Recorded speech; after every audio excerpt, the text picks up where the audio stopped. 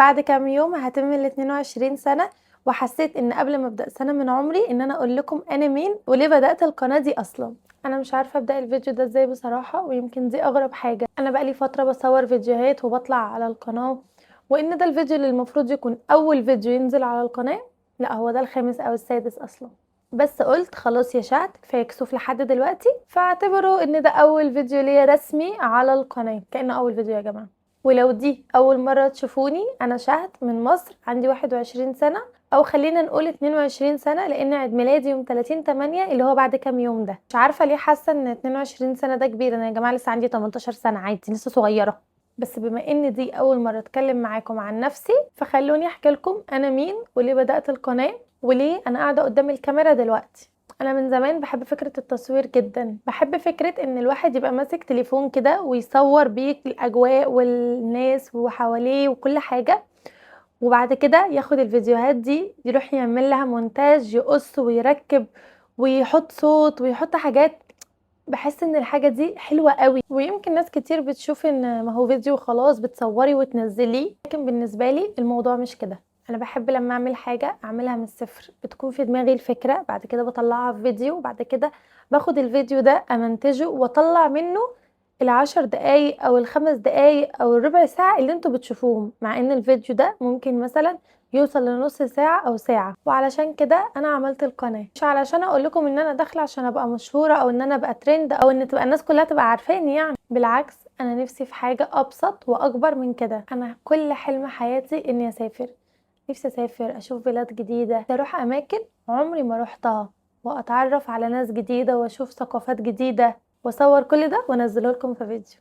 وان بعد كام سنة اتفرج على فيديوهاتي واقول واو انا وصلت للمكان ده، والقناة دي تبقى زي الدفتر بتاعي، يبقى اراجع لما ابقى عايزة افتكر حاجة، او ان انا روحت المكان ده، او ان انا بدأت ازاي او عملت ازاي، ارجع لقناتي من اول فيديو ليا اشوفه، اشوف انا كنت مين، كنت بفكر ازاي، كنت بحلم بايه، كنت بحب ايه. وبعد سنين لما اكبر ارجع اتفرج على البنت اللي قاعدة قدام الكاميرا بتحاول توصل لحاجة، بتحاول تحقق حلمها، وبتحاول تطلع الرهاب الاجتماعي اللي هي مش بتعرف تتعامل مع اي حد بره، فقررت ان هي تتكلم معاكم.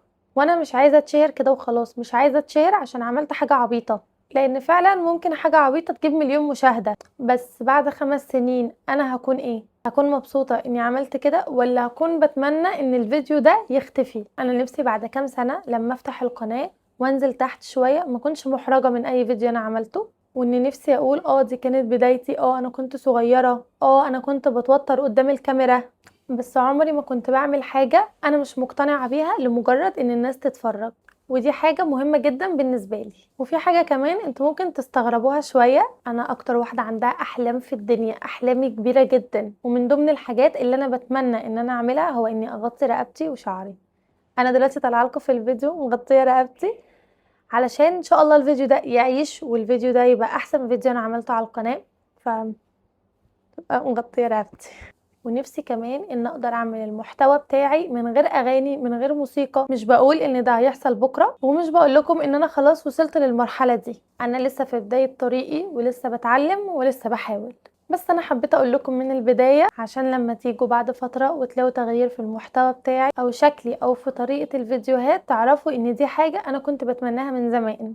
وعارفه انا ممكن حد يقول لي طب مادام كل ده ليه اصلا بدأتي؟ لان ببساطه انا بحب ده، بحب الكاميرا، بحب التصوير، بحب المونتاج، بحب ان اطلع فكرة من دماغي واحولها لحاجة حقيقية، بحب جدا احساس ان في حد قاعد في مكان تاني وبيتفرج عليا، ويمكن الفيديو بتاعي يخليه يضحك او يتعلم حاجة، او حتى كمان يحس ان هو مش لوحده. بالمناسبة انا كنت مكسوفة جدا اني اعمل الفيديو ده، مع ان زي ما قلت لكم ان انا عملت زي 5 أو 6 فيديوهات، بس كل مرة كنت ببدأ على طول في الحاجة اللي هعملها. لو بعمل ميك اب ببدأ بالميك اب، لو بجرب حاجة ببدأ بالتجربة، لو بتكلم عن حاجة بدخل في الموضوع على طول. لكن اني اقعد قدامكم واقول لكم انا شهد وعندي كام سنة ودي حكايتي، دي حاجة كانت مخوفاني جدا، يمكن عشان الموضوع شخصي شوية. بس انا قلت لنفسي انا مستنية ايه؟ طب ما انا اصلا بدأت المرحلة اللي انا مرعوبة منها بدأتها، فخلاص اهو انا بدأت اتعرف عليكم واعرفكم على نفسي. وانا مش عايزة القناة دي تبقى مجرد قناة وخلاص، نفسي تبقى رحلة، رحلتي انا،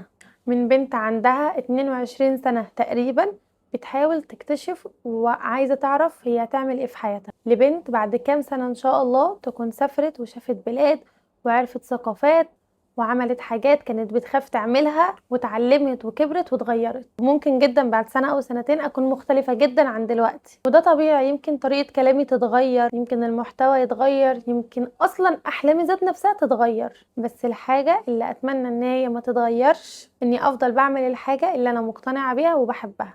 وبما ان الفيديو قرب يخلص، فحاجة حبيت ادسها كده في الكلام، ان انا نفسي اشتري الماما بيت. فلو انتوا وصلتوا لحد هنا فانا بجد بشكركم لانكم سمعتوني وانا بتكلم عن نفسي من غير ما اعمل اي حاجة مبهرة، مجرد شاهد قاعدة قدام الكاميرا وبتحكي لكم هي مين. وبما ان دي تعتبر اول مرة رسمية اتعرف عليكم، لو حابين تكملوا الرحلة معايا فاشتركوا في القناة، وما تنسوش تعملوا لايك للفيديو، لان اللايك والاشتراك بيفرقوا جدا معايا وبيخلوني ان انا اكمل. انتوا مش متخيلين ان انا لما اشوف رقم واحد بس بيزيد عندي في الاشتراكات انا ببقى عامله ازاي. اهم حاجه تكتبوا لي في الكومنتات انتوا مين وبتحلموا بايه. نفسي الفيديو ده يكون ان احنا نتعرف فيه على بعض، مش مجرد ناس بتتفرج على بعض.